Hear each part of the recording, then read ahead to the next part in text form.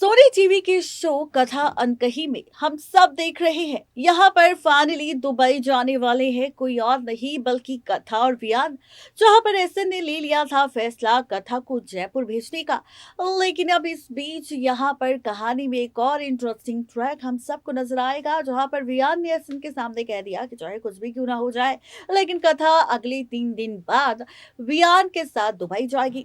अब इसके आगे की कहानी की छोटी छोटी क्लिप्स भी सोशल मीडिया पर सामने आ चुकी है, जिसमें मेकर सिखा रहे हैं कि जैसे ही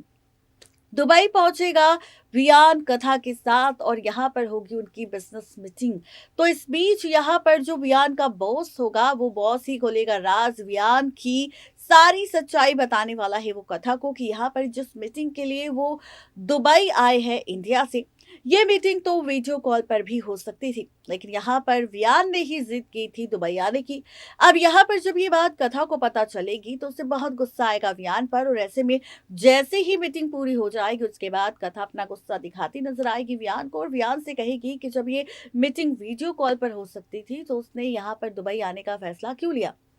अब इस बीच आप देखेंगे वियान कथा के सवालों का जवाब तो नहीं देगा, लेकिन उसके सामने फिर से एक शर्त रखेगा और कहेगा कि एक और रात कथा को वियान के साथ गुजारनी होगी, जिसके लिए वो उसे 2 करोड़ रुपए की रकम देगा।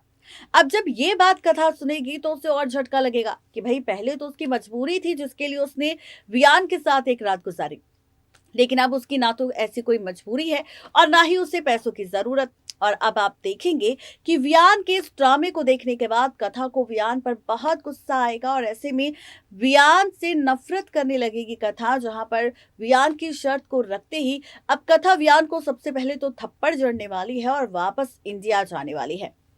जिसके बाद आप सब देखेंगे कि दूसरी तरफ एसएन को जब पता चलेगा और जब कथा ये बात बताएगी एसएन को कि यहाँ पर ये मीटिंग वीडियो कॉल पर हो सकती थी, तो एसएन को भी बहुत ज्यादा झटका वियान पर लगेगा कि वियान ऐसी हरकतें आखिर कथा के साथ क्यों कर रहा है। और ये देखकर अब एसएन को भी वियान पर बहुत गुस्सा आएगा और एसएन खुद वियान को धमकी देने वाला है और कहने वाला है कि वो कथा से दूर रहे,